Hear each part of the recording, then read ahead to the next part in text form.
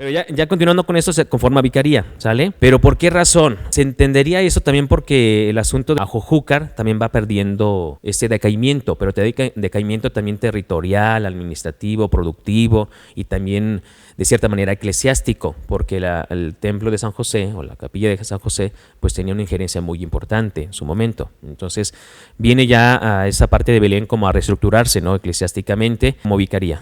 Ahí esa parte eclesiástica. En junio de 1913, en el Congreso del Estado de Jalisco, se nombra como Comisaría Política y Judicial Belén del Refugio. Y ya viene la publicación y todo el rollo, y yace en la delegación los archivos de 1914. Sí, ya en el sentido, a la par ya, una vez que se declara, sale el decreto, se publica, ya entra la vigencia, etcétera. Pero es a principios de 1914 ya cuando aparecen los primeros libros, y eso pues lo dicen ahí físicamente los libros, ahí están los libros, y que es muy interesante. Entonces ya con esta parte de vicaría, ya comisaría delegacional, pues va tomando esa fuerza.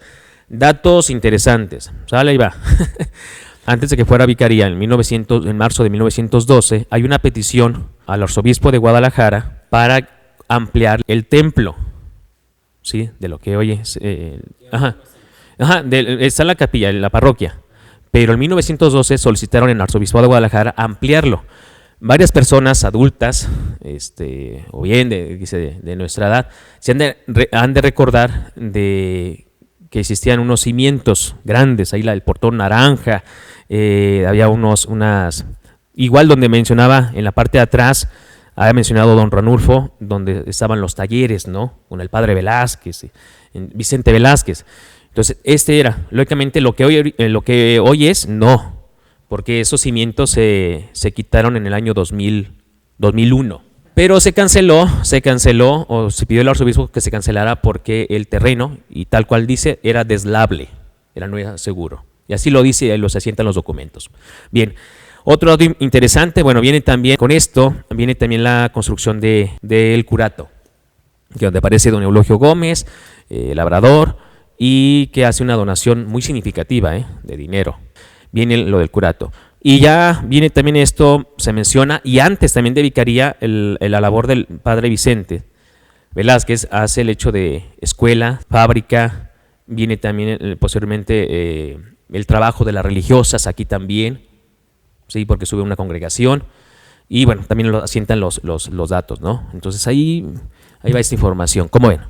Y algo importante lo que platicamos, ¿no? El asunto de cómo es importante vincular los hechos o acontecimientos del municipio, regionales, estatales y nacional, ¿no?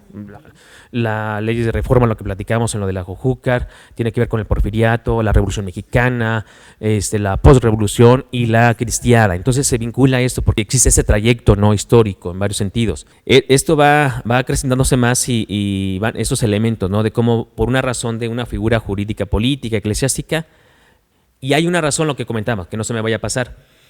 Ahí dice argumentos, dicen, a razón de que la población va aumentando, es exigible el hecho de ofrecer servicios, y se entienda servicios eclesiásticos, los santos sacramentos, así como los servicios jurídicos, políticos, administrativos, ¿no? Entonces viene esta figura.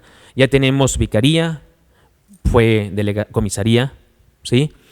Y algo interesante también, en ese entonces llamaba, o en el mismo decreto llamaba a elecciones para elegir su comisario.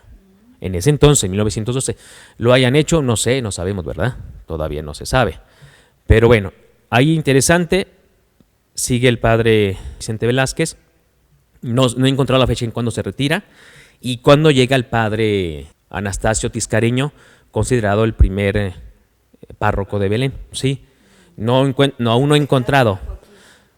Sí, porque ya el caso para otorgar la figura eclesiástica como parroquia fue bajo decreto déjeme recuerdo, es el obispo, el ilustrísimo señor don Jiménez y Orozco, arzobispo de Guadalajara. Se realizó el 25 de enero de 1922 en La Chona. Sale en La Chona. Esa misma fecha, se eleva como parroquia al Bajío de San José, Mechoacanejo y Belén. Y sin duda alguna, ese día es la coronación de la Virgen de la Encarnación, ¿sí? Que también el año pasado se cumplieron 100 años de la coronación. Entonces, muy significativo porque pues es el decreto, ¿no?